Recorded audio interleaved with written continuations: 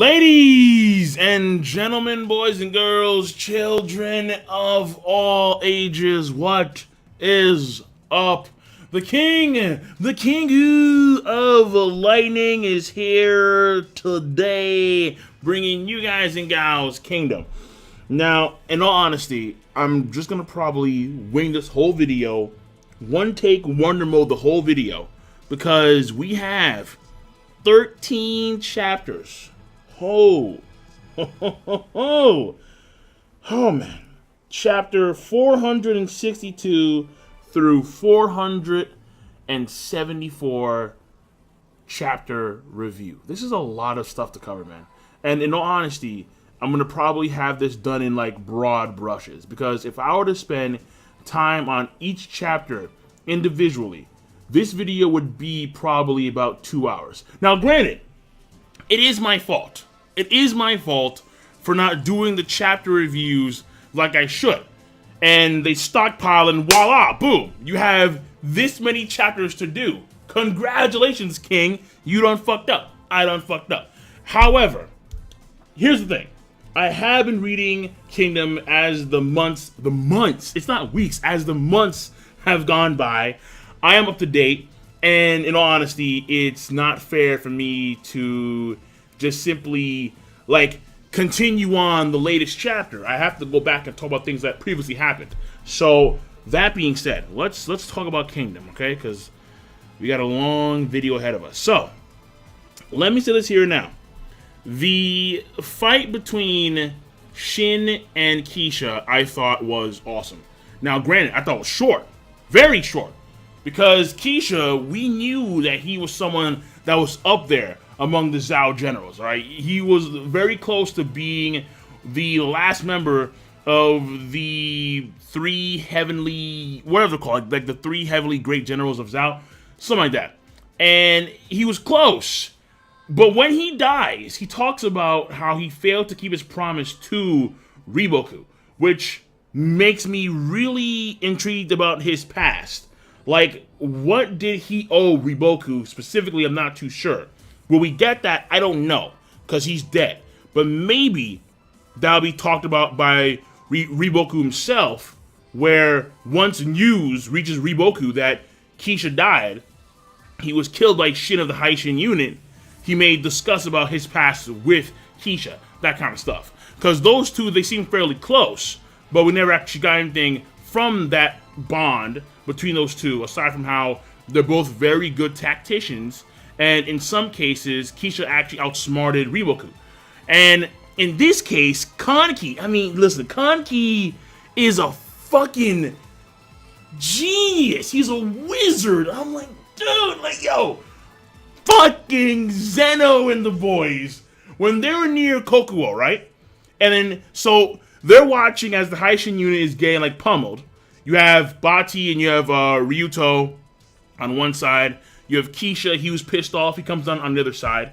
And I'm thinking, all right, fine. So something's going to happen to where the Hi Shin Unit is either going to come out of this alive, meaning that like they're going to be able to like fight through it, or they're going to just straight up dip. But no. It wasn't that easy, all right? Because they had to struggle for a while. And then Zeno... Like, the Zeno clan are just absolute freaks of, like, the highest order. Zeno himself, and, like, it's not even a mace. It's like a slab of stone on a stick, and he's just clubbing people. Dude, Zeno, this guy is so powerful. One swing, he obliterates bodies.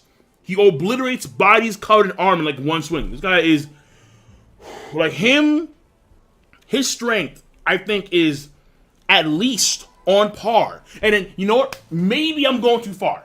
But his strength is at least on par, I think, with Mobu's or Kanmei's. Boom! And then just bodies. It's, bro, like, holy shit. Like, I mean, that's my thoughts on that. So that could be going too far when it comes to Zeno. But Zeno is the, like, pinnacle of the offensive force of Kanki's men. That's obvious. Now, let me backpedal here, because I'll talk about Shin and I'll talk about Keisha later. But the main thing here is that we do get some hints that there is a much deeper bond between Keisha and Riboku than when we first thought. So moving on.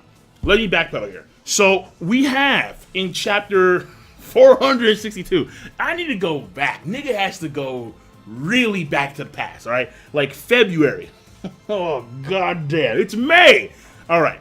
So here's the thing. You have Kanki not do a goddamn thing for like an entire day and then waste like half of day 4. And this, of course, puts the Hi Shin Unit in a very bad position. So what winds up being the case here is he did so purposefully to piss off Keisha. Because Keisha, he was trying to see Kanki move, you know, trying to analyze what Kanki was going to do. And Kanki, he was playing a mind game the entire time. He was trolling specifically Keisha, making him mad so he can move, so he can send over Zen on the boys. So Kanki, well played. In all honesty, Kanki, from a tactician standpoint, is superior than Keisha. Probably on the same tier as Riboku. Now see, that sounds crazy. That sounds crazy. Because we've seen the entirety of the series thus far. And Riboku, he has pulled off so many impressive stunts and feats. It's scary. The key guy that killed Oki. I mean, huge. However, Kanki was not aware of the existence of Kisui.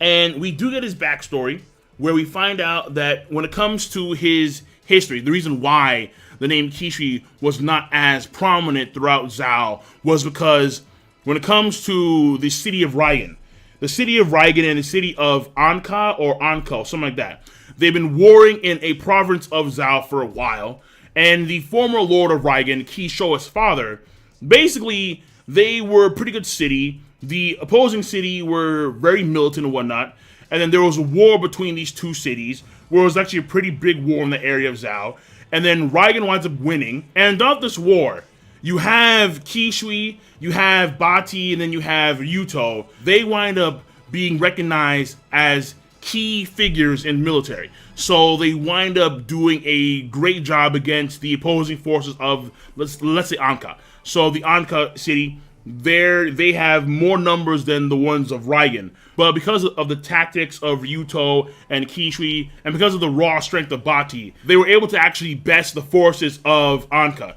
And in this final battle, in the area, it is Kisui who winds up slaying the former lord of Anka. But that lord's son winds up taking his own personal men thought that while they were fighting against the troops of Anka in this area of Zhao, and he takes his men, he goes to Raigen, he captures all the civilians, and he forces the hand of all the adult male warriors of Raigen to basically die because he lost his father. His father was killed by Kisui, so he wanted Kisui to feel the same pain as he did. So not only did he burn Kisui's father, but also the other adult men as well.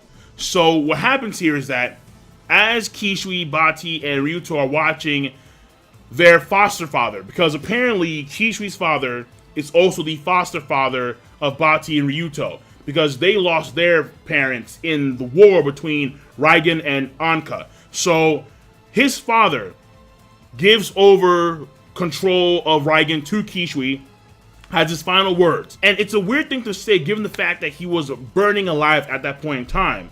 But you had Kisho, the father of Kisui, even though he was being burned alive and he was on the verge of dying, he maintained a calm, cool face, smiles to his son. I give control of Raigen to you. He's talking to the people like as if it was a regular speech, aside from the fact that he was on fire burning.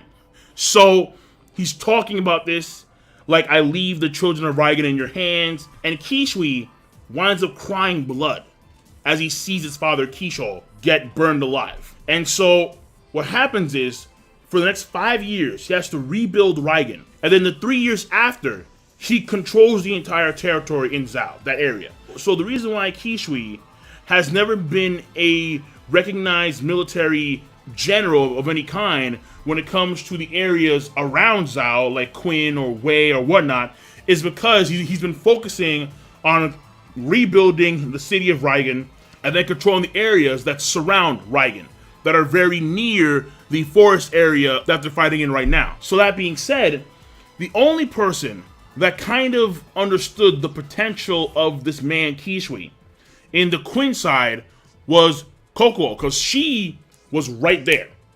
Kokuo was right there. She witnessed how Kisui, in one of the previous chapters, he was able to motivate the men of Raigen as if a great general would to his men. Like he pulled the Renpa. Hear me, men of Zhao. No, men of Raigen. And then they're like, oh, and then so they get hyped. And so she sees that shit, and she's like, hold on. Who is this man? Talks to Maron, the other general on Kanki's side, on the right side of the hill. He's thinking, all right, fine. I know every general in Zhao, okay? I take good notes on our enemies, and I have not heard of Kisui. Who the hell is this Kisui? And it is not until the chapter where Kanki, even though he had Zeno and the boys, even though they were like a few feet from Keisha, because of the actions of Kisui, he could not kill Kesha, whatever his name is. He was able to escape, and Kanki's plan, which was marvelous, absolutely marvelous. The mind games were on point. His plan failed. So it was at that point in time where the opening, the pathway to the general's head, opened to Shin. Shin saw it. Like when Shin was staring at that hill, I'm thinking he's pulling some Dukio shit. He can see it. He can see the fire. He can see the fire. The fire. Desire. He can see that shit. And I'm like, yo, he's gonna make a move. And then boom, you have 10. We have to go get our men back because they're getting obliterated by Bati and Ryuto. And because of the actions of Zeno and company, Kisui had to come in there, and Kisui didn't realize that Zeno was a goddamn monster. So in comes Kisui trying to stop Zeno. Zeno's like, I'm like, damn, it's so fucking, yo, I like Zeno. All right, honestly, I like Zeno. Zeno's beastly. So in comes Zeno with that freaking boulder, like, slams Kisui like some distance away. And then we get to see Bati and Ryuto, they come and assist as well. So if not for the actions of the Zeno clan, the Hi Shin Unit would have been obliterated. But that being said, the Hi Shin Unit, they still have their squads that are scattered everywhere. Sosui, one of the lieutenants of the Hi Shin Unit, he is out of commission. He's not dead, I know, because like, yeah, if he were to die, there'd be a big like fuss about that, obviously. But he is out of commission. And so they're trying to regroup, and Shin's like, no, we're not gonna regroup. We're gonna go after Keisha. And then Shin fucking just beelines to Keisha, and that was cool as shit.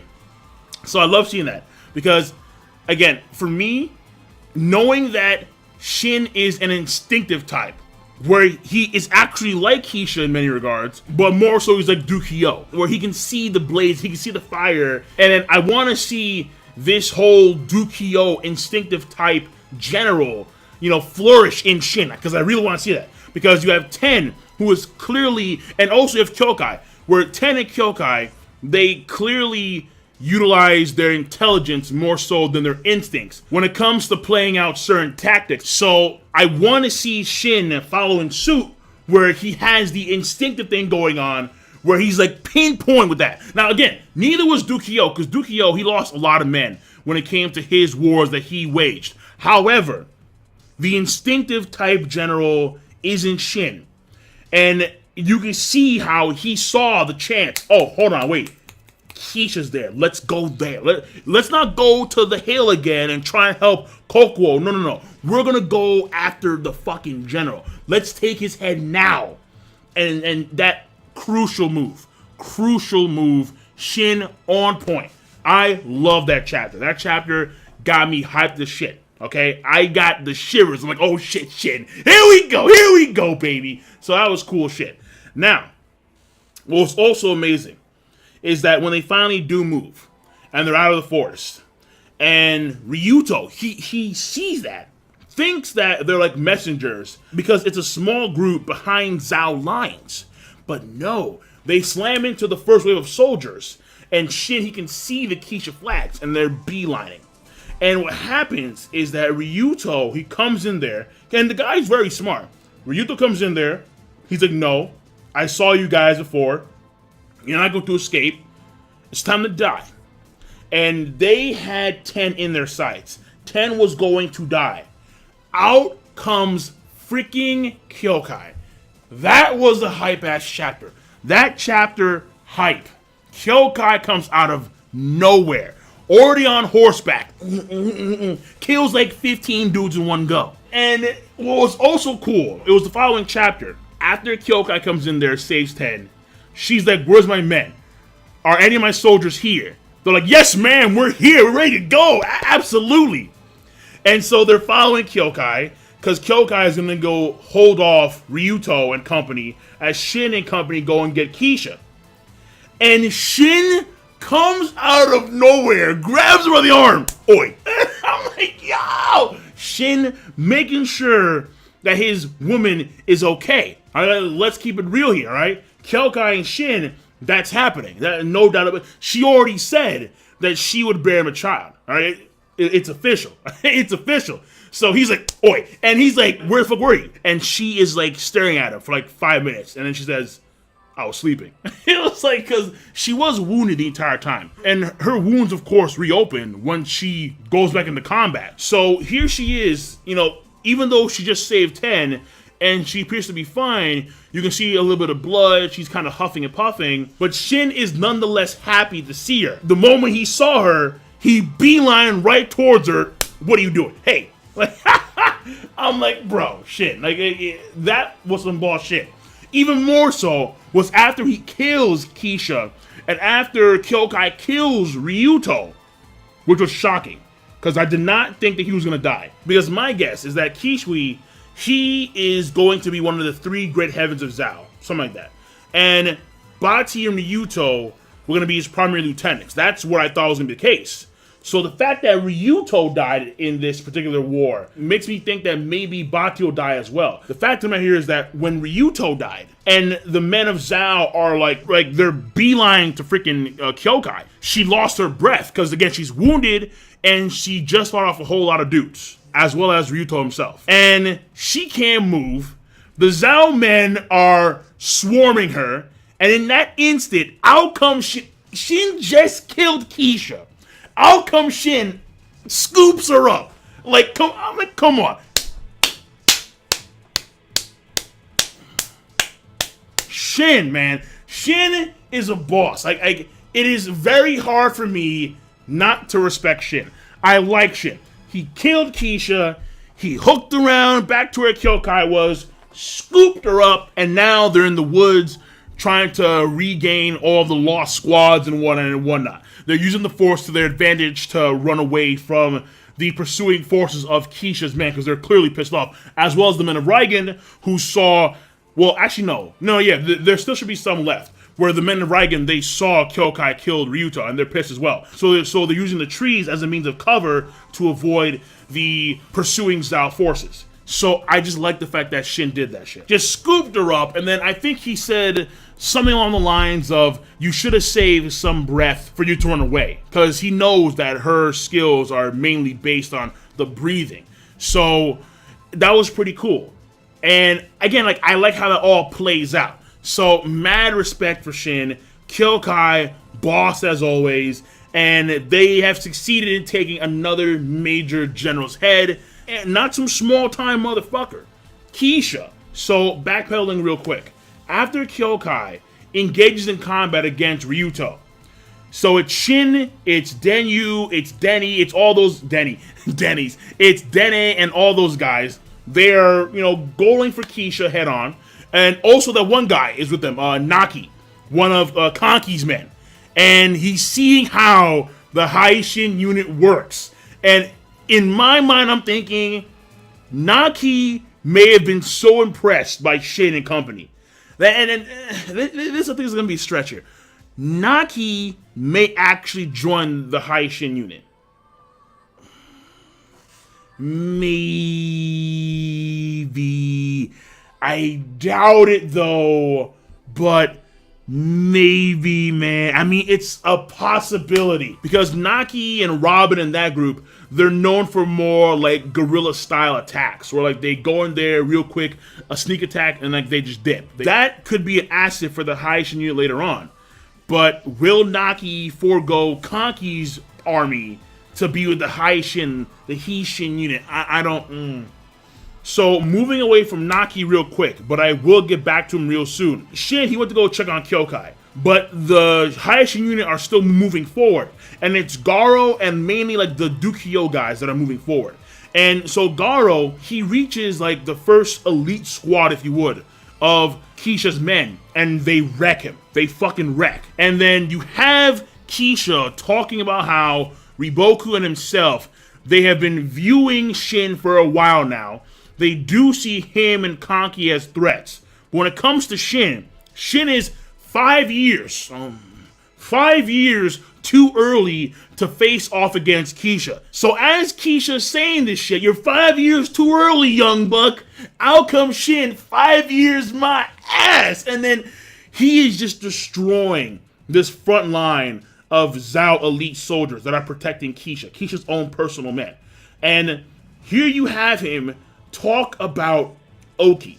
And this is something that Oki himself said before. It's like one of Oki's like last words or some shit like that. And I believe Oki said this when they were escaping from Riboku's forces, where after the duel with Hoken, he was on the horse and he was talking, I think, to his men about how you are not allowed to die unless you kill 10 Zhao soldiers. Like some shit like that. Like it was epic. And here, Shin is saying the same shit. And I caught that. So, let me tell you what he says specifically. He says this. Listen carefully, Keisha. Once there was an amazing man called Oki. Just by riding at the front, he was able to inspire his men to become like demons and fight with 10 times their normal strength. That 10 times shit is what Oki said to his men before, when it's like, you have to kill 10 Zhao soldiers per man. That's the power of a great general. And that's exactly what I'm gonna show you right now. You hear me, men? This isn't the time to be sitting on your asses.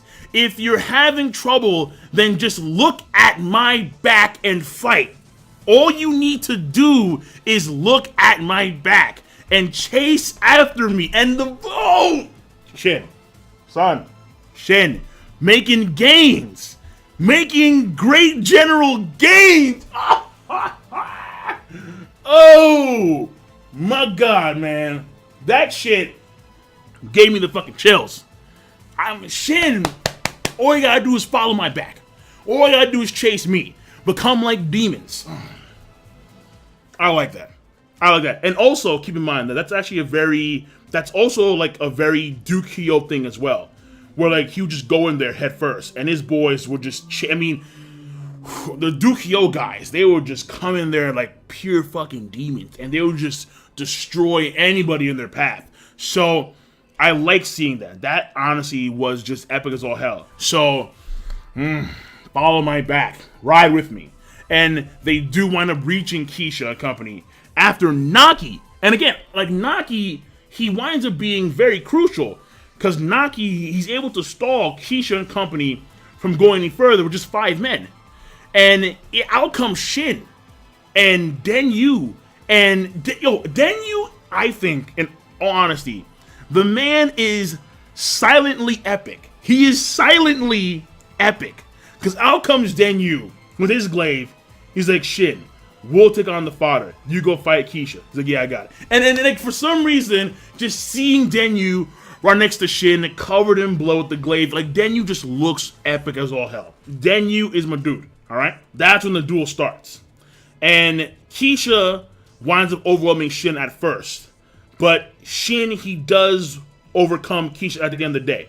And it makes sense to note that Keisha, he is someone that is fairly well versed in combat. Just how Riboku, even though he's a strategist, he does have martial might. So remember when like Zhao sent over like their ambassador and they were talking about how they were going to like exchange some cities for like some momentary peace or whatnot. And then, so remember how they sent over Riboku, and then you had Sei, and then you had Ryofu, and how when Riboku entered the area, when he entered like the royal chamber or like whatever it's called, you had all the military guys. They could see the aura of might that Riboku exuded. And it was like, okay, all right, fine. So the man, he has some martial might. And the same thing applies to Keisha as well. Like, you can always see like the aura of like the spider around him. Just how that one guy, one of Renpa's guys, there'll be like a tiger around him or something like that. So you see this, and he's able to actually fight on par with Shin, but Shin winds up being the better fighter. And I think he did better against Keisha because he had the sword out. Because Shin, he's more accustomed to using his sword as opposed to using a glaive. The glaive he uses now because he's trying to actually get used to using Oki's glaive, which may happen. Now that he's killed Keisha, I expect him to be a fucking general. The next promotion he should get should be because he killed Keisha, and that should be the general position. I better see General Shin. I swear to God, I fucking swear. I better see General Shin. Finally, we wrap this up with the latest chapter of Kingdom, where word spreads to the men of Zhao first, that of course it does, that Keisha was slain, but also Ryuto as well. Now, Kinmo, one of the main generals under Keisha, Kinmo decides to go along with Kisui's plan to overwhelm the forces of Maro and Kokuo. And not only that, but Bati, after hearing about the death of Ryuto, he is fully enraged. So he is going in there Mobu style, and he is just slaughtering a lot of Kokuo's men. And now the Hi Shin Unit, they've left the battlefield. However, the focus now shifts back to Kanki, where Kanki apparently had these prisoners, and he brings out the Saki clan. And you knew from Jump Street that the Saki clan were fucked up because they had like necklaces of like fingers and ears and whatnot, and come to find out that their specialty is torture. So he tortures the prisoners.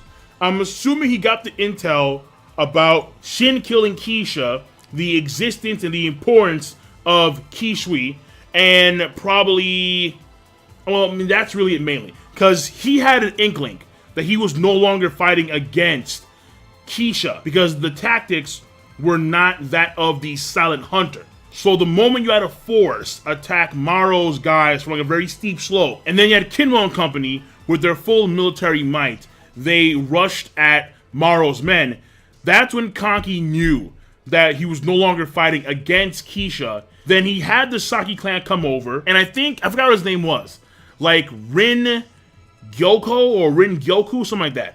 He is, I guess, like Kanki's apprentice. I don't know, but like the guy with like the weird face makeup, always next to Kanki. He is seeing the Saki clan do their torture. Apparently, they reek of the stench of death, and he's throwing up out of pure disgust. But they get the intel, and then he says, Kanki, the battle's in the bag. This battle's won. And he does something that is not akin to winning a battle at all. He pulls out every fucking soldier from the hill. He sends a messenger to Kokuo, and he sends a message over to Maro. Pull out. Pull out, son. Pull out. We're out of here. And why exactly, I have no idea. But my guess here is that this actually involves the other hills, where maybe they've taken control of the other hills in the area. Maybe he's done that. Again, I don't know. But this area is like a natural fortress. And odds are is that someone of Kanki's ilk, being abandoned, being a thief and whatnot, he may be able to actually navigate this area fairly easily. But I'm not too sure. Either way, he pulls out his troops completely. So that is the latest chapter of Kingdom. And overall, these chapters have been, I would say, beastly. Though I think it was chapter 464. That chapter, I think, was meh compared to the other chapters in this list of chapters that I'm reviewing in one fell swoop. But it has been beastly for the most part, on average, beastly. And now I am back on board with Kingdom. So the average rating of all the chapters from 462 to 474 is going to be a great, and I'm done. So King Lightning, rate the video, comment, subscribe as always. We are back on Kingdom. Peace. Have a nice goddamn day.